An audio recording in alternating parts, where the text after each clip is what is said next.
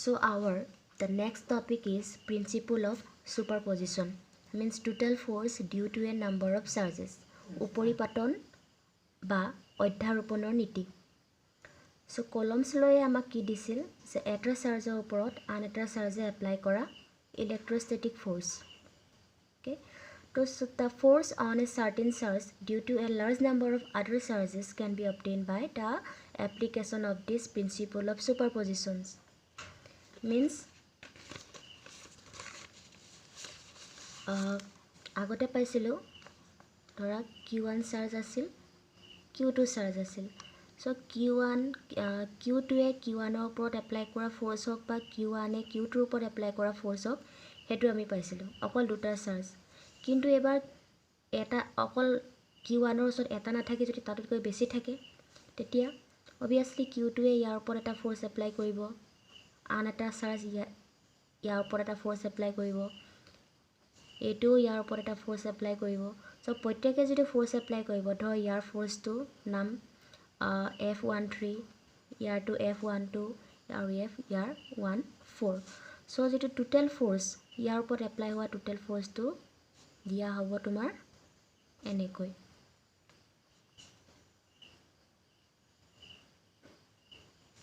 ঠিক আছে. চ' এইটোকে কোৱা হৈছে প্ৰিন্সিপল অফ সুপাৰপজিশ্যন. Statement চাই লোৱা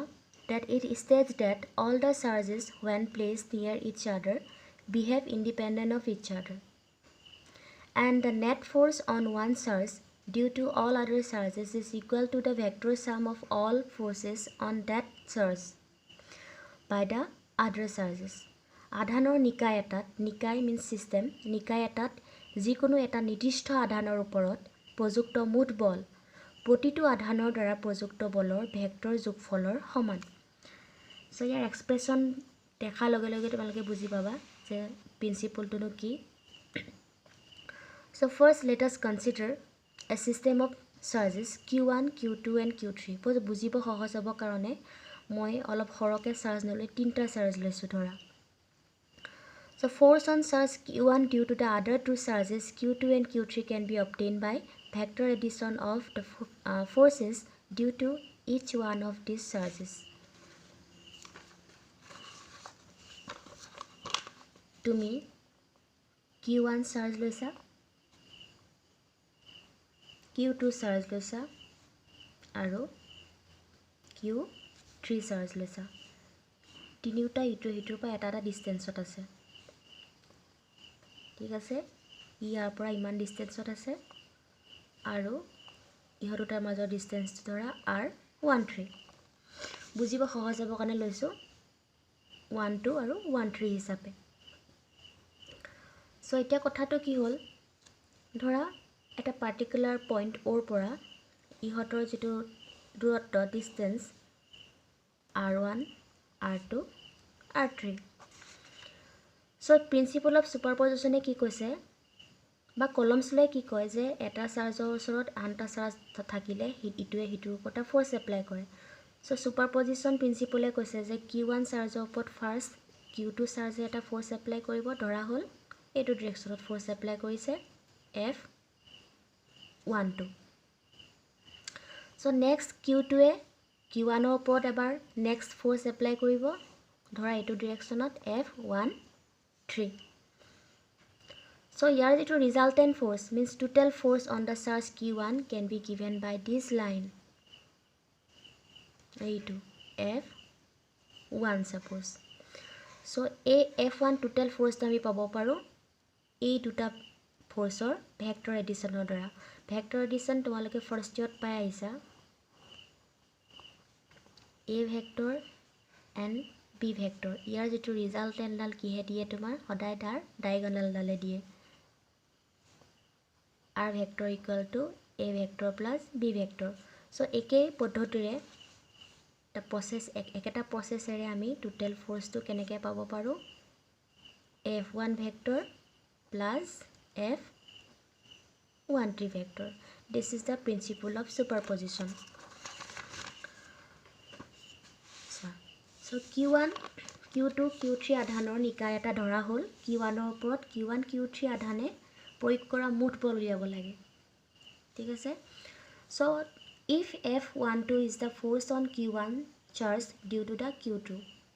so অলপ আগৰ ফিগাৰত মই দেখাই আহিছো so তাৰ এক্সপ্ৰেছনটো আমি কেনেকৈ লিখিম 1/4 pi epsilon naught Q1 Q2 R12 square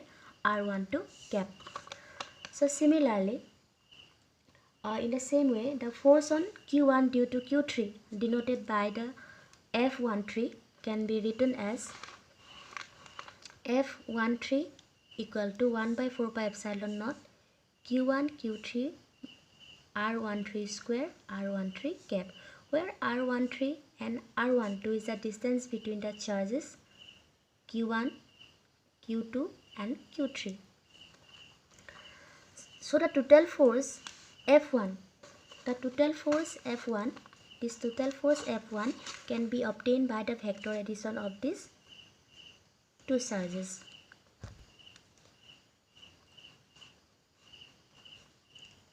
ইয়াৰ ভ্যালু পুট কৰা F1 টোৰ অকমান আগত যেটো লিখি অহাটো ঠিক আছে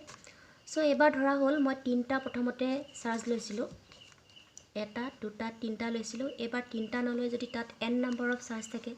if there are n number of charges in a system then what will be the expression for the total force on the first charge Q1 due to the all other charges হেতু আমি কেনেকৈ দিম F12 F13 F14 মানে sign number vector sign number charge two ভাগৰ force then F15 F16 dot F1n n number of charge so প্ৰত্যেকৰে value put কৰাৰ পিছত আমি পাম F1 ৰ কাৰণে F1 n cap so a generalized form of this expression can be written as so প্ৰত্যেকটোতে Q1 আছে so Q1 বাহিৰলৈ উলিয়াই আনা 1/4 pi epsilon naught and I can be vary from 2 to n means Qi ebar Q habo 2 3 4 5 to n I 2 to n teneke tumar R1 I square means ebar habo 1 2 1 3 1 4 1 5 1 6 R12 cap 1 3 cap 1 4 cap tenekoi so ইয়াৰ যেটো expression উলিয়াই means তিনটা চাৰ্জৰ কাৰণে মই ফিগাৰটো তোমালোকক দেখাইছিলো so তিনটাতকে বেছি charge থাকিলে তাৰ যেটো তোমাৰ লব্ধ বল মিন্স ৰিজাল্টেন্ট ফোৰ্স কেনেকে উলিয়াই ঠিক আছে সো ইয়াৰ কাৰণে সোৱা তোমালোকৰ বুকত এটা আছে এই ফিগাৰটো ঠিক আছে এই ফিগাৰটোকে মই আঁকিম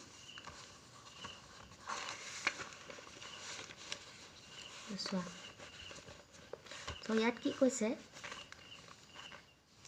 so ইয়াত লৈছে এটা Q1 চাৰ্জ Q2 Q3 লৈছে বুকখন ওচৰত তোমালোকে ৰাখি লবা Q4 charge and Q5 charge বুকখন ওচৰত ৰাখি ললে বুজিবলৈ অলপ সুবিধা হয় so ইহতৰ মাজত এটা ডিসটেন্স আছে ইহতোটাৰ মাজৰ ডিসটেন্স ধৰা R12 ইহতৰ মাজৰটো R14 ইহতৰ মাজৰটো R15 ইহতৰ মাজৰটো R13 so আগতে যেনেকৈ ফাৰ্স্ট চাৰ্জৰ ওপৰত প্ৰত্যেকটোৱে মানে Q3 আৰু Q2 এ ফোৰ্স এপ্লাই কৰিছিল তেনেকৈ ফোৰ্স Q1 ৰ ওপৰত প্ৰথমতে Q2 চাৰ্জে ফোৰ্স এপ্লাই কৰিব ধৰা এটো ডাইৰেকশনত F12 2 এ কৰিছে কাৰণে F12 হল নেক্সট কৰিব Q3 চাৰ্জে এপ্লাই ধৰা এটো ডাইৰেকশনত মিন্স F13 সো ভেক্টৰ এডিশনৰ ৰুলৰ দ্বাৰা ইহতোটা ৰিজাল্ট কোনে দিব এইডালে ঠিক আছে সো এতিয়া ইহতোটা ৰিজাল্টেন্ট আছে এইডাল অলপ মই কাৰাকে কৰি দিছো কাৰহাইটো ভালকে চাই লোৱা এডাল ফাৰ্স্ট ডাল ঠিক আছে এক নম্বৰ ৰিজাল্টেন্টটো সো নেক্সট আহি গল Q4 চাৰ্জে Q1 ৰ ওপৰত এপ্লাই কৰা ফোৰ্সটো থাকিব ধৰা এবাৰ এইটো ডাইৰেকশনত সো এইটো ফোৰ্স ধৰা 1 4 4 এ কৈছে কাৰণে 1 4 সো এবাৰ আমি ধৰিম এই দুটা বাদ দিয়া আৰু এই দুটা বাদ দিয়া এবাৰ ধৰিম মই এই দুটা ৰিজাল্টেন্ট যেটো উলিয়াইছিলো যে এইটোৰ আৰু এইটো ৰিজাল্টেণ্ট মিনছ ইহঁত দুটা ৰিজাল্টেণ্ট কি দিব এইডালে দিব ইয়াৰ চেণ্টাৰেদি যোৱা ডাল লাইন ডাইগনেলডালে দিব চ' এইটো হৈ গ'ল এই দুটা ফ'ৰ্চৰ ছেকেণ্ড ৰিজাল্টেণ্ট ঠিক আছে এবাৰ এডাল গ'ল এবাৰ এডাল আহি গ'ল হ'ব নেক্সট চ' নেক্সট আহিব Q5 চাৰ্জে Q1 চাৰ্জৰ ওপৰত এটা ফ'ৰ্চ এপ্লাই কৰিব ধৰা এইটো ডিৰেকশ্যনত এইটো ফ'ৰ্চ 1 5 চ' এইবাৰ এইটো গ'ল এডালো গ'ল আৰু এডাল গ'ল আমাৰ ওচৰত থাকি গ'ল এইটো আৰু এইটো আমাৰ ছেকেণ্ডটো ৰিজাল্টেণ্ট আৰু যিটো ফাইনেল যিটো ফ'ৰ্চ এপ্লাই কৰিছে Q5এ ইহঁত দুটাৰ আমি ৰিজাল্টেণ্ট উলিয়াম চ' ইহঁত দুটাৰ ৰিজাল্টেণ্ট কিনে দিব ইয়াৰ চেণ্টাৰেদি যোৱা এডাল লাইনে মিনছ ডাইগনেলডালে so' this is the final resultant force on Q1 charge by Q3 Q5 Q4 and Q2 ঠিক আছে চ' প্ৰত্যেকৰে ভাগে ভাগে চাৰ্জৰ এক্সপ্ৰেশ্যন উলিয়ালে প্ৰথমটোৰ নিচিনাকৈ তোমালোকে লাষ্টত পাই যাবাগৈ